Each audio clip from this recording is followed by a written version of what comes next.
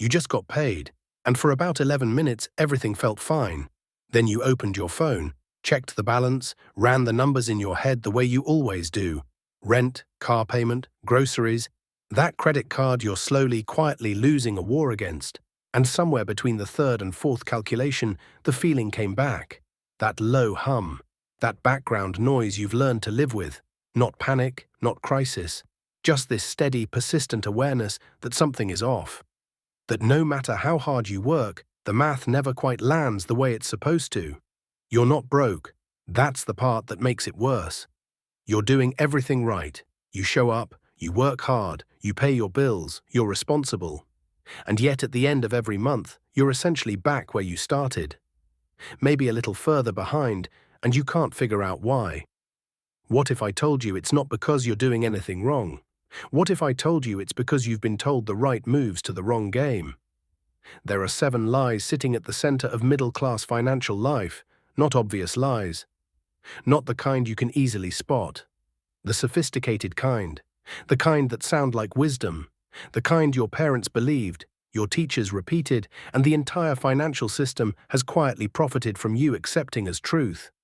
And by the time we're done here, you're going to see them so clearly that you will never be able to unsee them. Let's start with the month you decided to actually get serious. You remember it.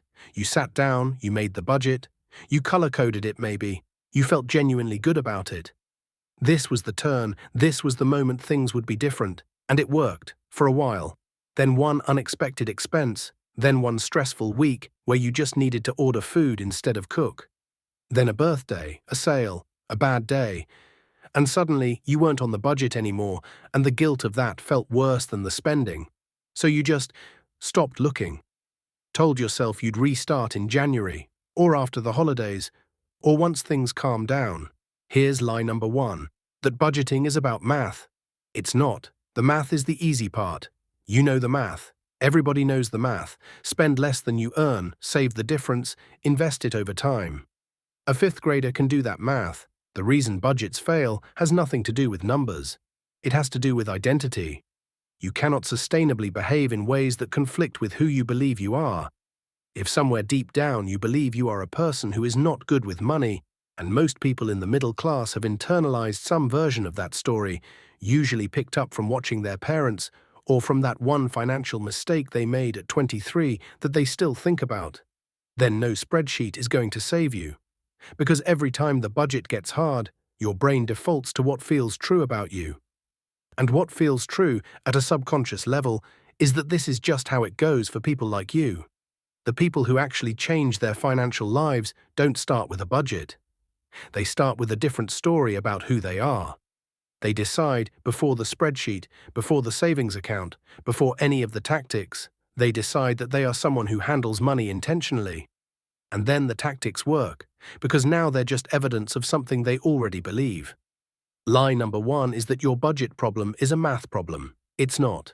It's an identity problem, and no app will fix that. Now let's talk about the thing you've been postponing. Not dramatically, not with guilt, just the thing that keeps getting pushed. The retirement contribution you were going to increase last quarter. The emergency fund you've been meaning to build for 3 years. The investment account you opened and then didn't quite get around to funding. These aren't failures, they're symptoms. They're what happens when you believe lie number 2. Lie number 2, that you'll be in a better position to do this later. This is the most expensive lie in personal finance history. Not because of the usual compound interest lecture, though that part is real and we'll get there, but because of something more insidious. The version of you that exists in the future. The one who will finally have time, who will finally have clarity, who will finally start. That person is a fantasy. Not because you won't grow, you will, but because the conditions you're waiting for don't arrive. Life doesn't clear, expenses don't simplify, the window doesn't open. It just keeps looking like it's about to. There was a study done where researchers asked people how much they expected their lives to change over the next 10 years. Then they asked a different group how much their lives had changed over the last 10 years. The second group described enormous change. The first group described modest change. Same life stage, same demographic, opposite predictions. Psychologists call this the end of history illusion. You can see how much you've changed, but you cannot feel how much you will. Which means you are consistently underestimating the urgency of now. The person who waits 6 more months to start investing, then 6 more, then 1 more year, they don't catch up. The math on delay is brutal and it is permanent. Every month you wait isn't neutral, it's negative. It's a cost you'll pay quietly, in a retirement that starts later or in options you don't have. The lie is that later is coming. The truth is that later is made of the same material as now. And what happens next is the part most people miss. Because even when they understand the urgency, even when they feel it, they run into lie number 3 immediately. And lie number 3 is the one the entire economy has been engineered to reinforce. Lie number 3, that more income is the answer. This one feels so logical. If the problem is not enough money, the solution is more money. Of course, and so you chase it. The raise, the side hustle, the promotion. And sometimes you get it. And something interesting happens. Your life expands to meet it. The slightly nicer apartment because you can finally afford it. The car upgrade, the restaurants that weren't in the budget before but now kind of are. The subscriptions that seemed excessive at your old salary but feel reasonable now. Economists call this lifestyle inflation. But that's a clinical name for something deeply psychological. Here's what's actually happening. Every time your income increases, your reference point shifts. What felt like a luxury becomes a baseline. What felt like a baseline becomes an embarrassment. You're not spending more because you're irresponsible. You're spending more because the goalpost moved, and it moved invisibly, and nobody told you it was going to do that. I want you to think about someone you know. Maybe you've met them. Maybe you've read about them, who earns a genuinely impressive income, $200,000 a year, maybe more, and has almost nothing saved. No real assets, living paycheck to paycheck at a level that looks different from the outside but feels identical on the inside. This is not a rare story. This is an epidemic in the upper middle class. Because income without intention doesn't build wealth. It just builds a more expensive lifestyle. The people who actually accumulate wealth, and I don't mean temporarily, I mean structurally, durably, they do one thing consistently. They create a gap between what they earn and what they spend. And then they defend that gap like it is the most important thing they own. Because it is. It's not the number on the paycheck that creates wealth. It's the distance between the paycheck and the lifestyle. More income without a wider gap just means a more expensive version of the same trap. Now we need to talk about the house. Lie number 4 is one of the most emotionally loaded, culturally reinforced beliefs in the middle class, and even saying it out loud feels dangerous. But here it is. Your home is not an investment. Wait, before you close this, stay with me for a second. A home can be many things. It can be stability, security, community, family. It can be a source of genuine joy and belonging, and it can appreciate meaningfully in certain markets over certain timelines. None of that is the lie. The lie is the financial framing. The lie is what you were told when you were young. Buy a house, build equity, that's how you build wealth. That's the smart move. Renting is throwing money away. Let's look at what a house actually costs. The mortgage, yes, but also property taxes, every year, forever. Insurance. Maintenance, the actual financial rule of thumb, is 1 to 2% of the home's value every year in upkeep, which on a $400,000 home is $4,000 to $8,000 annually, just in repairs and maintenance. Interest on a 30-year mortgage means you often pay close to double the purchase price by the time you're done. Transaction costs when you sell, agent fees, closing costs, run 6 to 10%. And the appreciation you're counting on. When you adjust for inflation, the average historical return on American residential real estate is around 1% annually. 1%. Compare that to what a broad market index fund has returned historically, and the math stops being comfortable. This is not an argument to never buy a home. It's an argument to stop telling yourself you're making a financial investment when what you're really doing is paying a premium for a lifestyle choice you value. Which is fine, completely fine. But clarity matters. The moment you start calling your house your biggest asset and planning your retirement around its equity, You've accepted a lie that the mortgage industry and the real estate industry have spent decades perfecting together. And here's the part that compounds this lie into something truly expensive. Because you believe the house is the investment, you underinvest in everything else. The retirement account, the brokerage, the boring, unglamorous index fund that you would have bought instead of the granite countertops if you knew what you were doing. Lie number 4 has kept more middle-class families from building real wealth than almost anything else. Because it feels so responsible, it looks like the right move.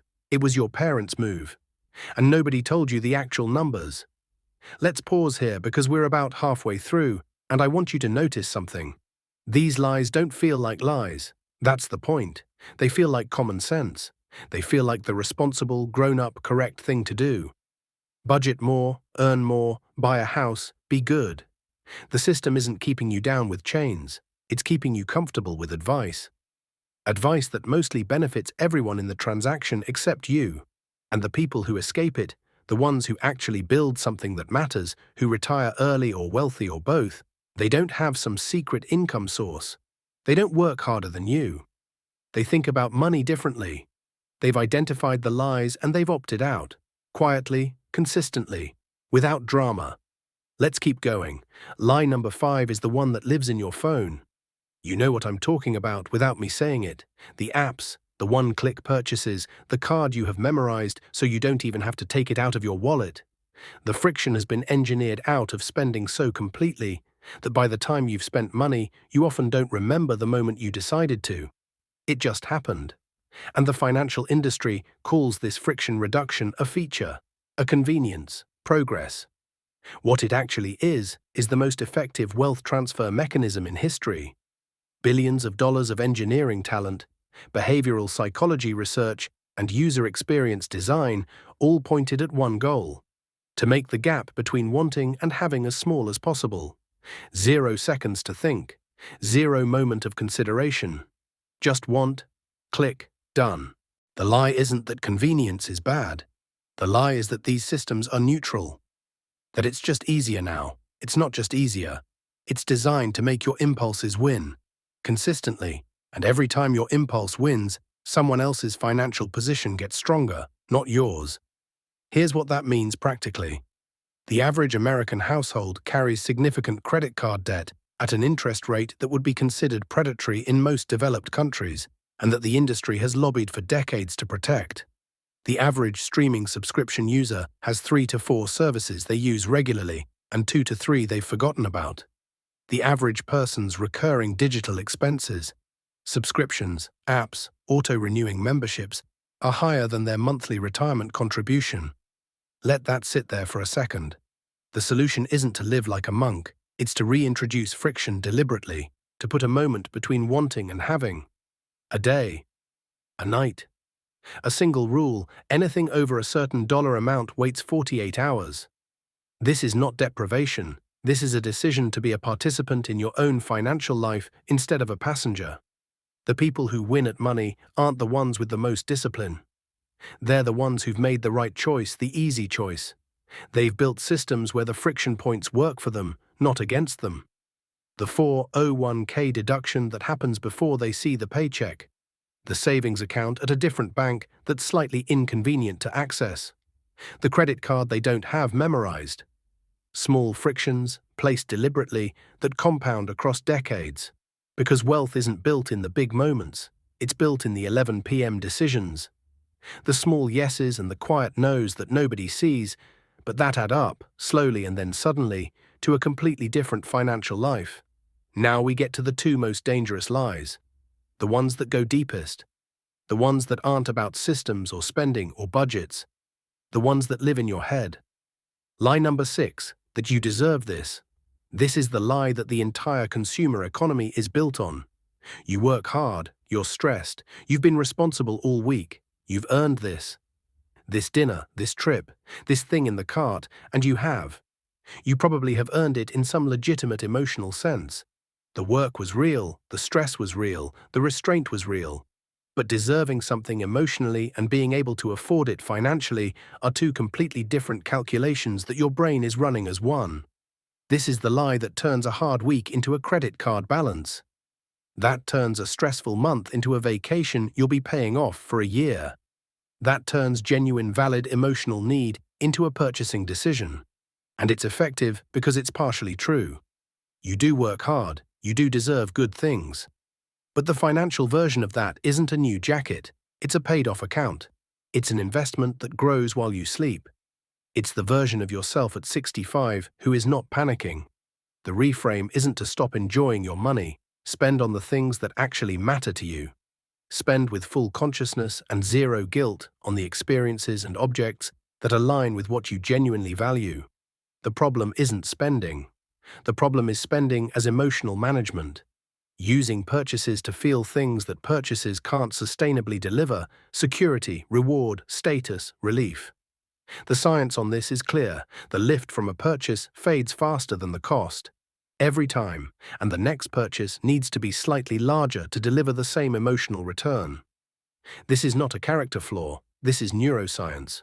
You are not weak. You are human, operating exactly as designed by systems that understand your brain better than you do. The people who break this cycle don't do it with willpower. They do it by finding other, cheaper, more effective ways to meet those same emotional needs. Exercise, connection, time in nature, creative work. Not because they're enlightened, because they did the math. And lie number 7, the last one. The one that holds all the others in place. Lie number 7, that this is just how it is for people like you. This is the deepest lie. The one that doesn't feel like a lie because it disguises itself as realism, as humility, as knowing your place. You weren't raised around serious money. Nobody in your family retired comfortable. You don't have connections to investment opportunities. You don't know the rules of the game that people with money know. And so somewhere, not consciously but structurally, somewhere in the architecture of your expectations, you have accepted a ceiling. And here's what that ceiling costs. Not in dramatic moments of missed opportunity, in quiet moments of not trying, in not asking for the raise because you don't want to seem greedy, in not starting the business because people like you don't do that, in reading about investing but never quite opening the account because that's for people with money to invest, in watching others build things and not connecting it to something you could do, the inheritance that vanished in 18 months. I want to tell you that story, briefly. There was a family, this has happened more times than you'd believe, who received a significant inheritance, life-changing money by any measure, $200,000, and within a year and a half it was gone.